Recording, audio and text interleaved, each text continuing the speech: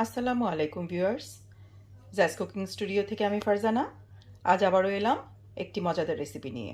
আজ করে দেখাবো খুবই মজার মটর ডাল আর আলুর একটি সবজি। আমার সাথেই থাকুন। আলু দিয়ে মটর ডালের এই মজাদার রেসিপিটি রান্নার জন্যে প্রথমে কিছু শুকনো মটরকে, যেটা আমরা চটপটির জন্য ব্যবহার করি, সেই শুকনো মটরকে আমি সারা রাত ভিজিয়ে রেখেছি এভাবে। এখন এগুলোকে আমি একটু ধুয়ে, যদিও ধোয়া, আমি আরেকবার একটু পানি দিয়ে ধুয়ে এগুলোকে আমি একটা প্রেশার কুকারে লবণ, পরিমাণ মতো লবণ আর অল্প একটু খাবার সোডা দিয়ে সিদ্ধ করতে দিব। প্রেশার কুকারে আমি সামান্য একটু লবণ আর অল্প একটু খাবার সোডা দিয়ে এখন চাপিয়ে দিচ্ছি। প্রেশার কুকার চড়িয়ে দিয়েছি, অপেক্ষা করব ডালগুলো সিদ্ধ হয়ে আসা পর্যন্ত। প্রায় 8-10 মিনিট প্রেসারে রাখার পর ডালগুলো সেদ্ধ হয়ে গেছে। এরকম বেশ অনেকটাই সেদ্ধ হয়ে গেছে, খোসাগুলোও খুলে খুলে আসছে। এ পর্যায়ে ডালের সাথে কিছু আলুকে আমি এভাবে একটু ডুমো করে কেটে রেখেছি। এখানে 1 থেকে 1.5 কাপ পরিমাণ আলু হবে। আলুগুলোকে দিয়ে দিচ্ছি। এই আলুগুলোকেও আমি ডালের সাথে একটু সেদ্ধ করে নিব, যাতে আলুগুলো একটু ভেঙে ভেঙে গামাখা হয়ে যায়। একদম গলে যাবে না, একটু হালকা ভেঙে ভেঙে যাবে। এখন আবার আমি ঢেকে 4 থেকে 5 মিনিটের মতো একটু প্রেসারে রাখবো। ফিরে আসছি 4 থেকে 5 মিনিট পর। আলু আর মটরটা সিদ্ধ হতে হতে আমি একটি গ্রেভি বানিয়ে নিচ্ছি। একটি প্যানে দিয়ে দিলাম কিছুটা রান্নার তেল। তেল গরম হয়ে গেলে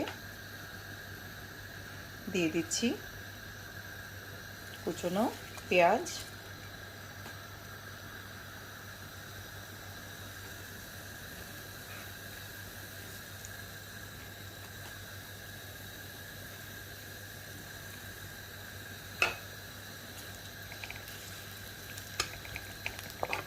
একটু ব্রাউন করে ভেজে নেব পেঁয়াজগুলোকে। একটা বাগারের মতো ক্রিয়েট করব। পেঁয়াজ হালকা একটু ভেজে নিয়ে দিয়ে দিচ্ছি কুচনো রসুন। রসুনের ফ্লেভারটা বাগারে দারুণ লাগে।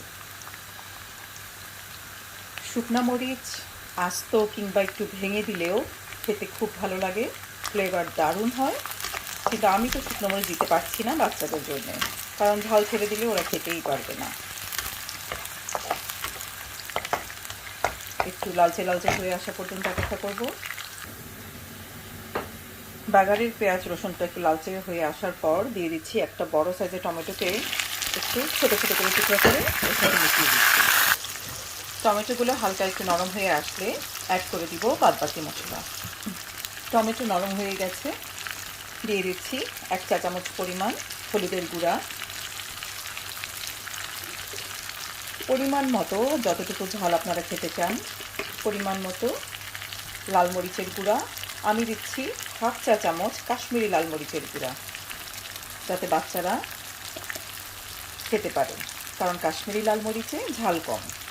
দিয়ে দিচ্ছি 1 চা চামচ ধনের গুঁড়া আর জিরার গুঁড়াও দিয়ে দিচ্ছি 1 চা চামচ। এটা আসলে আপনাদের ইচ্ছা মতো, মশলাটা পুরোটাই কে কতটুকু স্পাইসি খেতে পছন্দ করেন তার উপরে ডিপেন্ড করে। 1 চা চামচ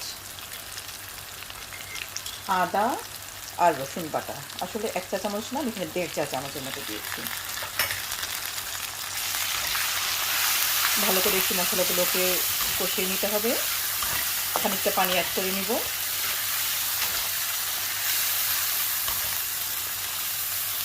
এতেও সামান্য একটু লবণ দিতে হবে।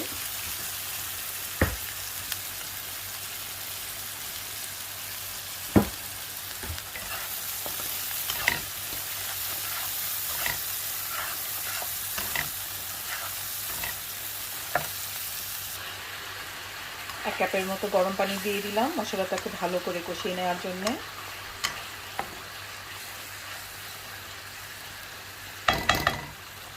অপেক্ষা করব মশলাগুলো ভালো করে কষে পানি শুকিয়ে তেল উপরে উঠে আসা পর্যন্ত। মশলা কষানো অলমোস্ট শেষ, কিছু তেল ছেড়ে দিচ্ছে আস্তে আস্তে, দেখতেই পাচ্ছেন। আর খানিকক্ষণ একটু কষায় নেব। মশলা কষানো হয়ে গেছে। এখন এর মাঝে আমি আগে থেকে সেদ্ধ করে রাখা আলু আর ডালগুলোকে দিয়ে দিচ্ছি।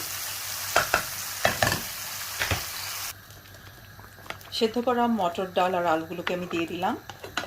এগুলোকে এখন আমি আরও কিছুক্ষণ ফুটতে দিব, যেহেতু মশলাটার সাথে মশলাগুলো যেন আলু এবং ডালের ভেতর ভালোভাবে ঢুকে যায়। ওকে, এখন আমি এটাকে ঢেকে রান্না করব 8 থেকে 10 মিনিট পর্যন্ত। রান্না প্রায় হয়ে আসছে। এ পর্যায়ে দিয়ে দিচ্ছি 1 চামচ পরিমাণ কাসুরি মেথি। কাসুরি মেথি হচ্ছে মেথি শাক, শুকনা মেথি শাকের গুঁড়া। আর দিয়ে দিচ্ছি কিছু ধনেপাতা কুচি, সুন্দর ফ্লেভারের জন্য। ঢেকে চুলায় রেখে দেবো আর 5 মিনিটের জন্য, যাতে পুরো ফ্লেভারটি ভিতরে ঢুকে যায়। ব্যাস, রান্না কমপ্লিট। এখন এটিকে ঢেকে রেখে দিচ্ছি 5 মিনিটের জন্য। দারুণ স্বাদের আলু দিয়ে মটর ডালের এই মজাদার খাবারটি আমার একদম রেডি। গরম গরম লুচি, পরোটা কিংবা আটা রুটির সাথে খেতে লাগবে দারুণ। আশা করি আজকের এই রেসিপিটি আপনাদের ভালো লেগেছে। ভালো লেগে থাকলে অবশ্যই বাসায় ট্রাই করবেন। কমেন্ট বক্সে গিয়ে জানাবেন রেসিপিটি কেমন লাগলো। আর আমার চ্যানেলে গিয়ে চ্যানেলটিকে লাইক, শেয়ার এবং সাবস্ক্রাইব করার অনুরোধ রইল।